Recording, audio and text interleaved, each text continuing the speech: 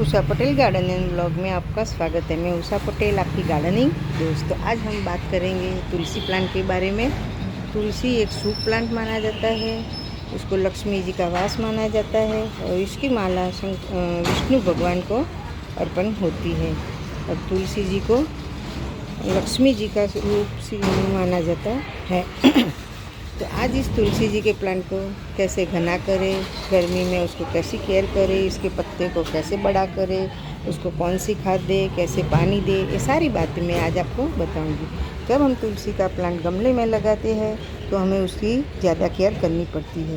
पर ये प्लांट आप देख सकते हो मेरा ज़मीन पे है, तो इसको बहुत ऐसी केयर करने की ज़रूरत नहीं है। यहाँ दोपहर की 11 बजे से, अभी दोपहर के 10 बजे है शायद, पर 11 बजे से शाम को 6 बजे तक यहाँ धूप रहती है।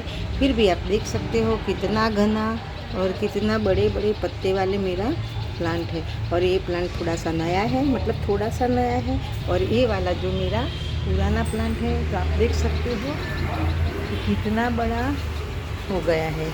तो तुलसी के प्लांट में जब गमले में लगाते हैं तो हमें उसकी क्या केयर करनी है। जब ज़मीन पे लगाने हैं तो हमें कोई केयर करने की ज़रूरत नहीं है, खाली हमें उसको मॉइस्चर लेवल हमेशा बना के रखना है। जब ठंडी होती है तो हमें पानी का खास ख्याल रखना है। ऐसे ही गर्मी में भी हमें पानी का खास ख्याल रखना है कि इसकी मिट्टी हमें सूखने नहीं देनी है, नहीं तो पत्ते छोटे हो जाएंगे और हमारा तुलसी का प्लांट सर्वाइव नहीं कर पाएगा, धीरे धीरे मरने लगेगा। तो आप देख सकते हो यहाँ कितना पानी है और रोज़ सुबह और शाम दोनों टाइम हमें पानी देता है।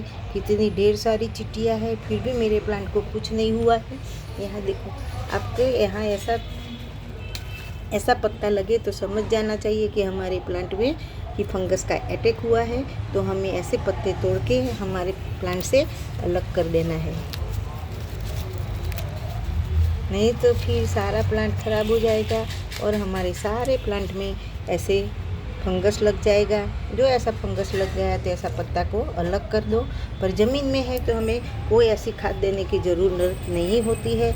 मैं हर साल में एक ही बार जब नया प्लांट लगाती हूँ तभी अच्छे से इसमें गाय का गोबर डालती हूँ। आप देख सकते हो अकेली सॉइल में है, कोई प्लांट में कोई खाद नहीं है, फिर भी आप देख सकते हो कितना घना और कितना हेल्दी प्लांट है। तो पहले हमें क्या करना है, मॉइस्चर लेवल बना के रखना है। दूसरा, ऐसे मैंने बताया कि ख़राब पत्ते होते हैं जो उसको कट कर देना है।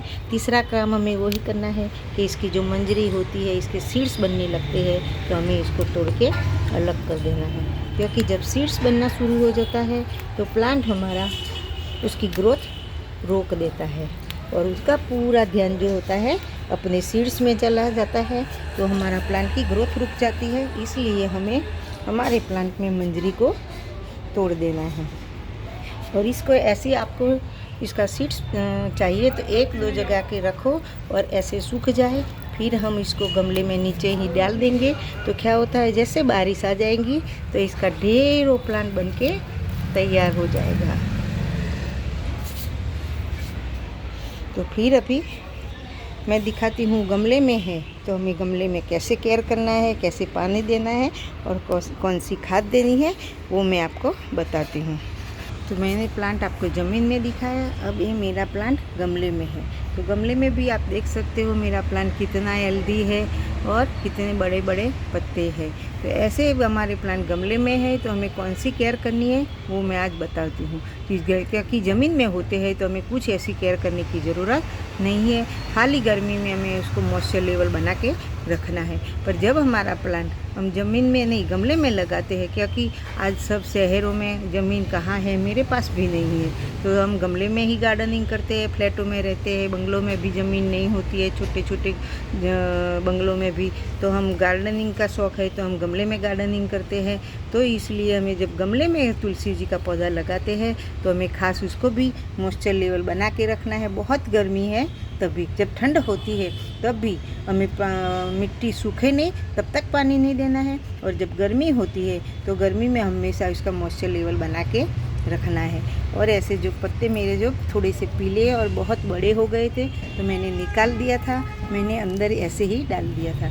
तो ऐसे भी हमारे प्लांट को हमें मतलब गमले की मिट्टी को साफ़ सुथरी रखनी चाहिए, तो हमारा प्लांट को ऐसे जल्दी से कोई रोग का और कोई ऐसा अटैक नहीं होता है। अगर आपको ऐसा लगे कि अटैक हो गया है तो हल्दी वाला पानी लेके हमारे प्लांट के ऊपर भी छिड़क सकते हैं और हल्दी हम हमें मिट्टी में भी डाल सकते हैं। और जब गमले में गार्डनिंग करते हैं तो हर महीने में या 2 महीने में जब भी आपके पास अवेलेबल हो, गाय का गोबर हो, वर्मी कंपोस्ट हो, किचन वेस्ट में नहीं यूज़ करूँगी, लेकिन गाय का गोबर और वर्मी कंपोस्ट जो भी आपके पास है, एक एक मुट्ठी हमारे गमले में हमें मिट्टी में ऐड करना चाहिए, तो हमारा प्लांट ज़्यादा हेल्दी बना रहेगा। शुभ प्लांट है ऐसा सब उनको मानते हैं। एक मेडिसिन भी प्लांट है कि सर्दी खांसी जुकाम में हम उसको खा सकते हैं, भगवान को इसकी माला अर्पण कर सकते हैं, और जब हम भगवान का भोग धराते हैं तो भी उसका तुलसी पत्र के बिना हमारा भोग अधूरा रहता है।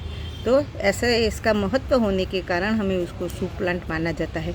सब लोग मानते हैं कि तुलसी जी का पत्ता प्लांट सूख जाने से हमारे घर में आपत्ति आती है। ऐसा कोई नहीं है, कभी नहीं होता है, क्योंकि ये भी एक तो ऐसे जैसे सर्दी जुकाम खांसी में हम मेडिसिन तरीके यूज़ करते हैं भगवान का भोग में अर्पण होने, इसीलिए हमें शुभ प्लांट माना जाता है। नहीं तो मैं तो हर एक प्लांट के जैसे ही मेरे जैसे ये प्लांट है ऐसे ही मैं तुलसी जी को मानती हूँ। तो कभी कभी हमारी गलती की वजह से या गर्मी की वजह से भी सूख जाए तो हमारे ऊपर ऐसे आपत्ति आ जाएगी। ऐसा हमें बिल्कुल अंधविश्वास नहीं रखना है, वही एक प्लांट की तरह भी हमें ट्रीट करना है, और बस हमारे प्लांट को हमें रख रखाव ऐसे ही दूसरे प्लांट की तरह हमें करना है। तो जब भी, और आपके पास अगर गाय का गोबर वर्मी कंपोस्ट नहीं है तो आप इसको चाय पत्ती भी हर महीने में 1 चमची फ्रेश चाय पत्ती भी आप डाल सकते हो। अगर आपके पास कोई पुरानी कॉफ़ी है तो कॉफ़ी भी आप इसके ऊपर डाल सकते हो, मतलब गमले की मिट्टी में। तो इससे क्या होता है, मिट्टी को एसिडिक सॉइल पसंद है, मतलब प्लांट को, तो हमारा जो मिट्टी है उसका pH लेवल जो होता है वो मेंटेन रहता है और हमारा प्लांट अच्छे से सर्वाइव कर पाता है। तो चलो कुछ नए टॉपिक के साथ, तब तक बाय बाय।